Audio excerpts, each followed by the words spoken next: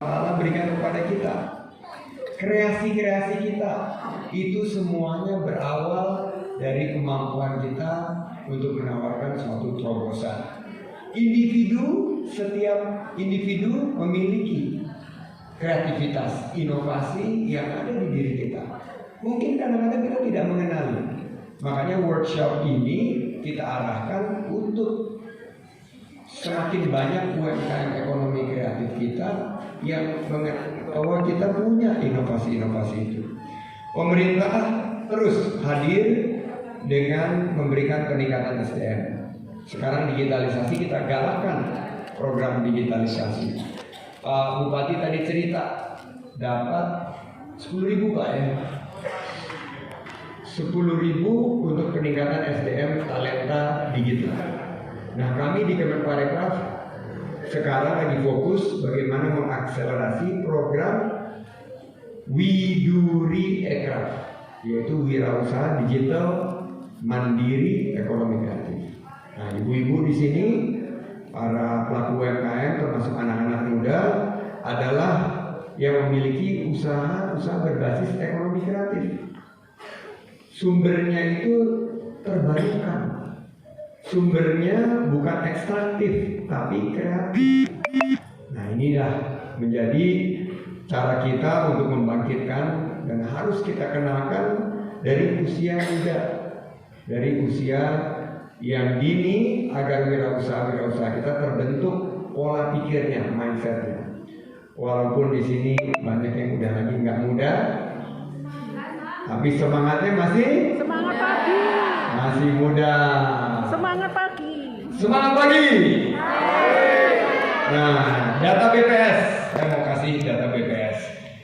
Ini agak miring ya. Tapi data BPS memberikan bahwa ibu-ibu, bapak-bapak di sini UMKM itu adalah ekonomi Indonesia. Biasanya ekonomi Indonesia ini yang banyak berperan, banyak yang di televisi itu adalah usaha-usaha besar. Tapi kalau kita lihat, justru mayoritas UMKM lah yang menjadi penopang ekonomi Indonesia. Tepuk tangan untuk kita semua. Kontribusi ekonomi 61%. Kontribusi lapangan kerja 97%. Siapa yang menciptakan lapangan kerja? Bukan usaha-usaha besar, tapi adalah para UMKM. Tepuk tangan untuk kita semua. Investasi. Kalau bicara investasi biasanya pabrik ini, pabrik itu, betul? Betul atau betul? Betul. Investasi UMKM juga di atas 60%. Ini lagi ada goncangan sedikit, mulai lurus. Ini saking semangatnya, ya. Nah, ini 60,4% investasi itu juga UMKM. Nah, kami hadir dalam 2 hari terakhir, Pak Bupati nyun sewu, karena baru dapat tugas setelah dari Bali G20, langsung menyentuh setiap sentra ekonomi kreatif. Kita melakukan upskilling. Apa itu upskilling? Kita tingkatkan kompetensi para pelaku UMKM melalui pelatihan branding dan digitalisasi. Kita melakukan reskilling. Reskilling itu apa? Kita kuatkan kompetensinya. Jadi kalau sudah tahu, kita tingkatkan dan kita kuatkan. Tapi yang terpenting adalah new skilling. Ini adalah skill-skill baru, keterampilan baru. Branding. Dulu jualan ayam apa tuh Pak? Tadi Bapak cerita. Ayam panggang gadu. Itu orang nunggu sampai katanya jam-jaman. Betul? Ya. Tapi kekinian itu harus ada brandingnya. Jangan sampai ayam panggang tersebut brandingnya diambil oleh di luar Magetan. Bisa aja kalau nggak kita brandingin. Harus segera di-brandingin, didaftarkan hak kekayaan intelektualnya melalui pendampingan produk ekonomi kreatif. Nah, disinilah perannya training-training kita di sini agar branding Magetan ini melekat dengan Kabupaten Magetan. New skilling lagi apa? Digitalisasi. Semua sekarang harus masuk ke dalam era digital. Ibu saya usianya 82 tahun. Sebentar lagi sekarang sudah mulai menguasai caranya berzoom ria. Sudah punya Instagram sendiri. Bikin konten. Kontennya buat apa? Buat lansia-lansia katanya. Karena ternyata banyak yang meminati bagaimana dia masih menjalani kehidupan. Ini adalah bagian daripada digitalisasi. Pendidikan akan terdigitalisasi, kesehatan akan terdigitalisasi, UMKM sudah dan akan lebih cepat digitalisasinya. Jika UMKM mampu mengadopsi digitalisasi, maka UMKM akan mampu untuk menjawab tantangan kekinian. Nah, saya ingin sampaikan bahwa peran digital ini sekarang sangatlah penting. Tidak akan mungkin kita bisa berkembang tanpa pengetahuan tentang digital. Bapak Bupati ini ahli komunikasi. Di dalam digitalisasi ini, strategi komunikasinya ini yang paling penting, yaitu bagaimana kita punya logo. Logo ini adalah identitas.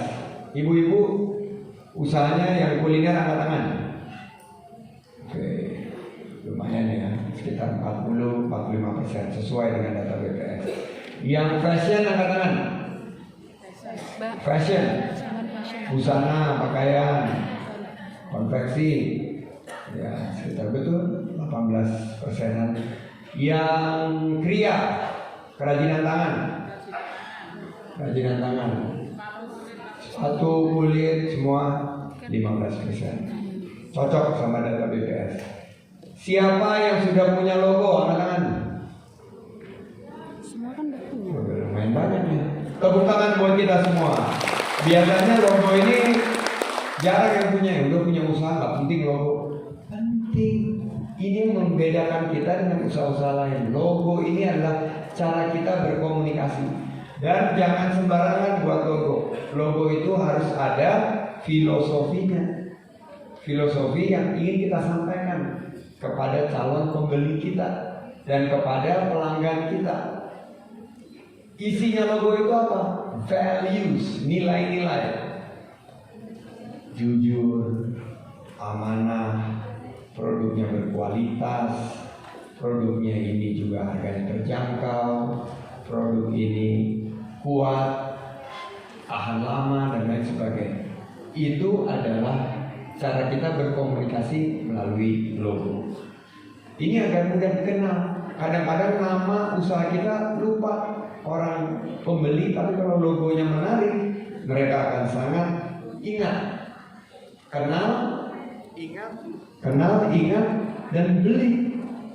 Kita punya program Bangga Buatan Indonesia, tapi kita bilang nggak cukup hanya bangga, harus beli dan pakai, dan itu harus didukung dengan logo.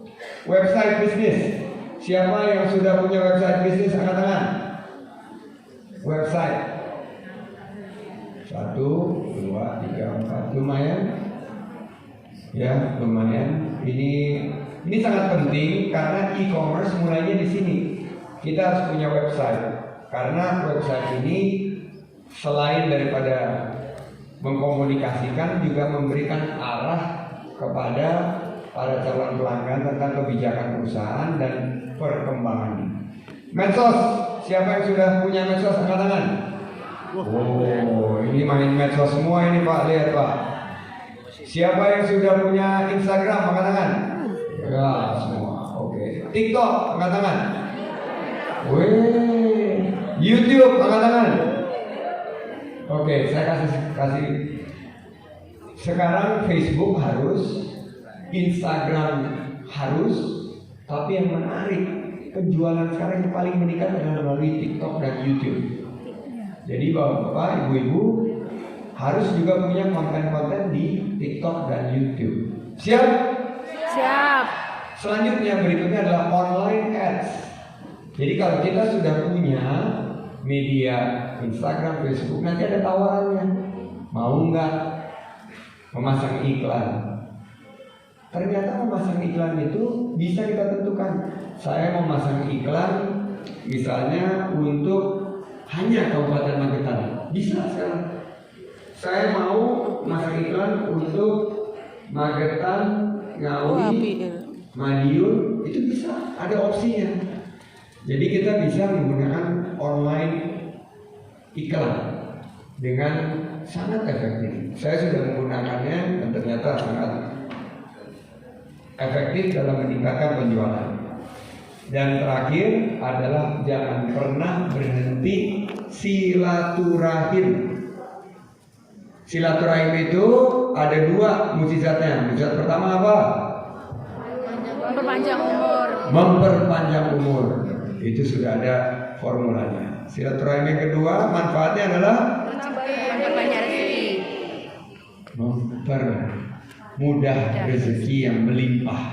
Amin. Jadi hadir di sini hari Sabtu seperti ini, bagian dari silaturahim adalah cara kita untuk saling menjalin networking. Networking itu bahasa kerennya, tapi sebetulnya ya silaturahim. Dengan OKOC Ina Makmur, kami di Kemenparekraf, kita terus memperluas silaturahim. Kita bilangnya pelatihan-pelatihan, tapi kita ingin para UMKM ini saling kenal dan saling mendukung. Dulu zamannya kompetisi, satu jualan ini, jualan yang sama di jalan yang sama, berkompetisi. Sekarang zamannya Kolaborasi. Jadi ini yang kita harapkan dengan silaturahim. Selanjutnya 5 kriteria untuk menjadi orang sukses, pengusaha sukses. Mau sukses? Mau atau mau banget? Sangat mau banget. Inovatif, adaptif, dan kolaboratif. Inovatif, adaptif, dan kolaboratif. Inovatif itu apa? Cari sesuatu yang baru.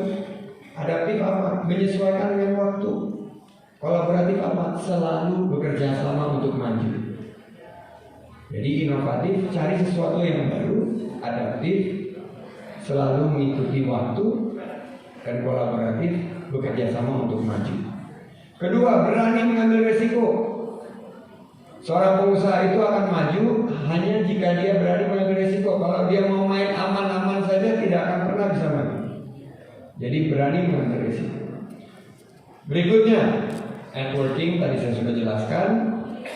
Keempat, miliki dan terus asah soft skills. Kalau ada latihan, ada pendampingan, ada mentoring, baik yang digital maupun yang fisikal seperti ini, hadir. Datang kenapa? Perluas ilmu. Ilmu itu terus berkembang. Kalau kita tidak mengasahnya, kita akan ketinggalan. Dan terakhir, prinsip kerja 4 As. Ini selalu saya bilang. As yang pertama apa? Kerja apa? Mau sukses? Mau. Udah pada makan belum sih? Sudah. Mau sukses? Mau. Kerja keras. As yang pertama kerja keras. Tapi nggak cukup kerja keras, harus kerja Cerdas. Ketiga kerja apa? Ikhlas. Tuntas. Ikhlas. Baru terakhir kerja Ikhlas. Karena kita berikan pekerjaan yang berkualitas, sisanya kita berikan kepada yang di atas untuk menentukan. Rezeki tidak akan Tertukar. Saya mulai usaha dari 3 orang karyawan, Bu. Saya waktu itu di PHK, mengalami kesulitan. Saya pertama kali merasakan bagaimana tidak memiliki penghasilan, tidak memiliki pendapatan. Akhirnya saya banting setir dari karyawan menjadi seorang pengusaha, mulai usaha dari 3 karyawan.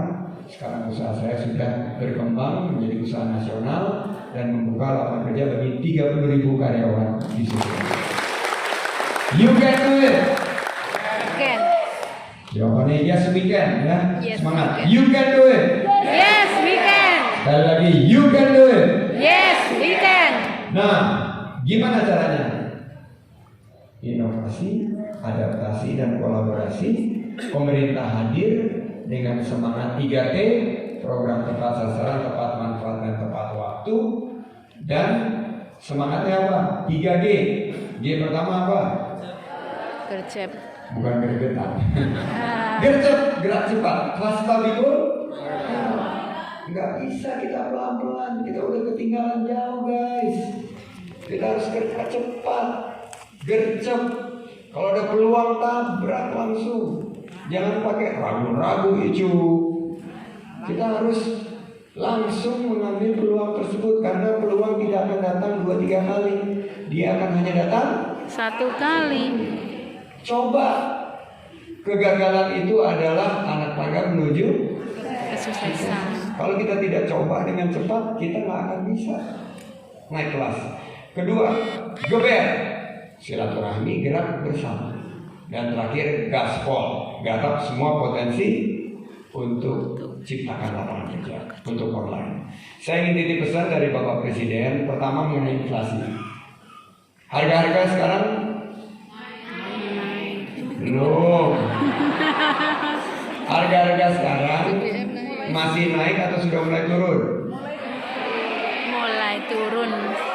Menyesuaikan ya, mulai ada pertentangan.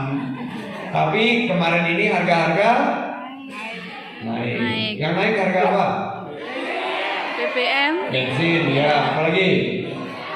Telur. Sawit. Tepung telur. Ya, tepung. Apalagi? Tepung. Banyak ya. Tepung. Nah, inflasi ini memang menjadi tantangan utama bagi para UMKM, karena ongkos produksinya naik, kita harus tingkatkan harga kita, betul? Betul. Tapi pelanggan belum tentu sanggup, daya belinya belum pulih karena baru selesai pandemi. Jadi kita mengakalinya harus dengan efisiensi. Pastikan produksi kita itu produksi yang sangat-sangat efisien. Jadi itu inflasi saya titip, kita atasi dengan bekerja sama. Yang kedua, potensi resesi tahun depan. Tahun ini kita masih bertumbuh, tahun depan ada kekhawatiran resesi. Saya ingin titip pesan bahwa untuk menghadapi resesi kuncinya adalah berdayakan UMKM. Karena UMKM yang menciptakan geliat ekonomi. Tadi sudah lihat jumlahnya. Kalau kabupaten, provinsi, pemerintah pusat semuanya fokus untuk memberdayakan UMKM, insya Allah kita akan bisa mengatasi resesi. Tepuk tangan untuk kita semua. Nah,